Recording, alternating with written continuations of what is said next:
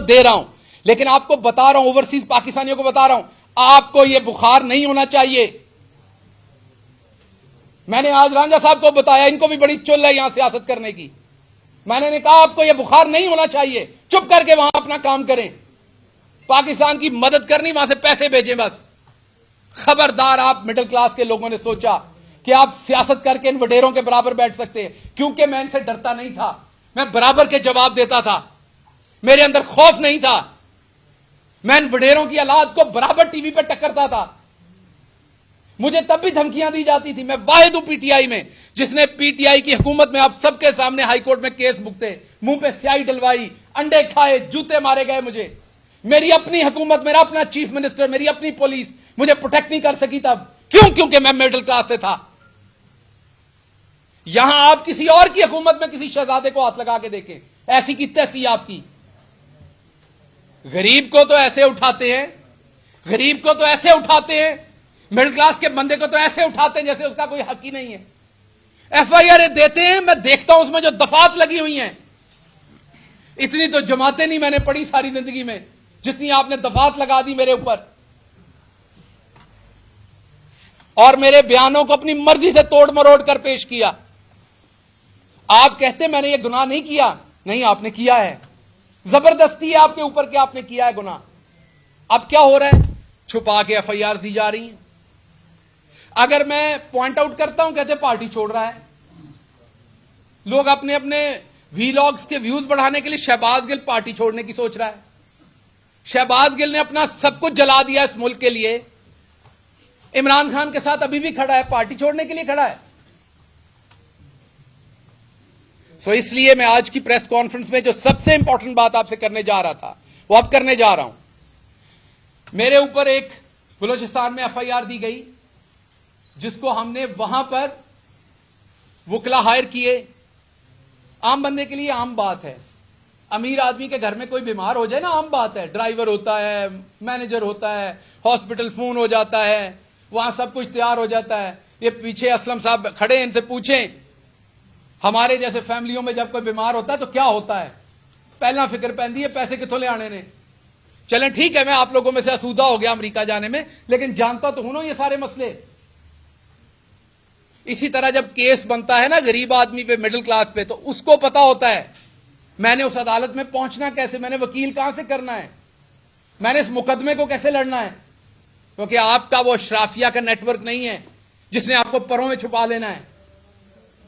بلوچستان میں کیس ہوا، بلوچستان کی ہائی کورٹ میں گئے، بلوچستان کے جج صاحب آرڈر کر رہے ہیں کہ اگر کوئی اور ایف آئی آر ہے شہباز گل پہ تو وہ لے آؤ۔ بلوچستان کے جج صاحب کے ساتھ جھوٹ بولا جاتا ہے، ایف آئی آر نہیں لائی جاتی ان کے سامنے، جو ہوتی ہے اسے وہ قانون کے مطابق کویش کرتے ہیں اور ایک ایف آئی آر کر کے چھپا کے رکھی جاتی ہے تاکہ جب اسلام آباد میں کورٹ کی تاریخ بھگتنے جائے اس کو پھر دبوچ لو، کیونکہ اسماعیل گل کا پوترا ہے نا، یہ کون سا کسی نواب کا پوترا ہے، دبوچ لو دوبارہ۔ لاہور کے ہائی کورٹ میں آتا ہوں، میرا سلام ہے ججز کو، اللہ کی قسم جتنے پیشنس کے ساتھ اس ملک کے ججز کوشش کر رہے ہیں اس ٹائم، شاید ہی کوئی اور کر رہا ہو، لیکن جو پورا نظام بنا دیا گیا ہے، یہ جو اس ٹائم حکومت بیٹھی ہوئی ہے، ان کی جو ہٹ درمی ہے، جس طرح ججز کے فیصلوں کو یہ بریک کرتے ہیں، جس طرح اس کو روکتے ہیں، اس کا کہیں مظاہرہ ہم نے نہیں دیکھا پہلے۔ 6 کے قریب ہیئرنگز ہوئی، ہر دفعہ جج صاحب نے کہا لائیں کون سی ایف آئی آر ہے، جھوٹ بولے گئے، نہیں بتایا گیا۔ ابھی پچھلی ہیئرنگ میں بھی ایف آئی آر کی پوری تفصیل نہیں دی گئی، صرف یہ بتایا گیا کہ ہاں جی بلوچستان میں ایک اور ایف آئی آر ہے۔ تو میرا سوال ہے، یہ بلوچستان ہائی کورٹ کے جو آنریبل جج کا فیصلہ تھا کہ کوئی اور ایف آئی آر ہے تو سامنے لائیں، اس کی بے توقیری کرنے کی جرت کس کی ہوئی ہے؟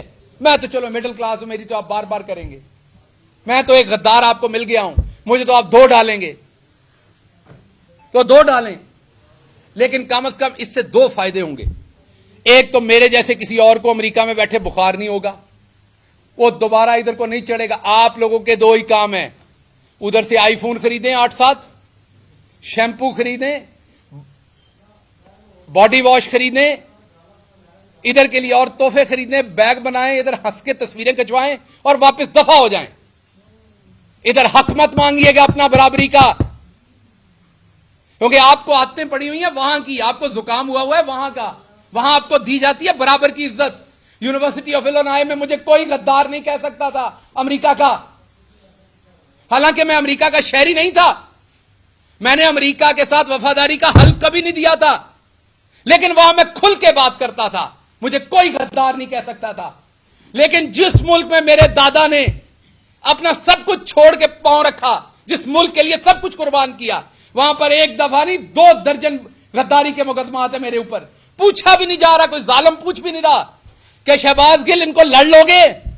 اب آپ نے اگر مجھے عمر قید یا آپ نے مجھے سزائے موت دینی، وہ تو ایک پرچے میں ہی دے لو گے، تو 2 جان چھڑاؤ.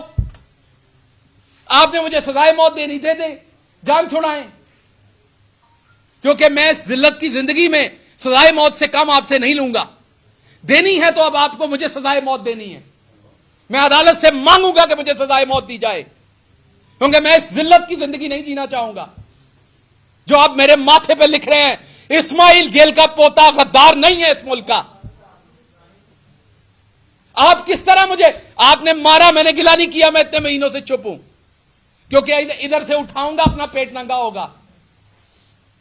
میرا ملک ہے نا. نہیں بات کی میں نے، کسی نے کہا ڈر گیا. آپ نے دیکھا جو آپ کے پاس 1 گھنٹہ 2 گھنٹے رہے، انہوں نے باہر آ کے کیا کیا.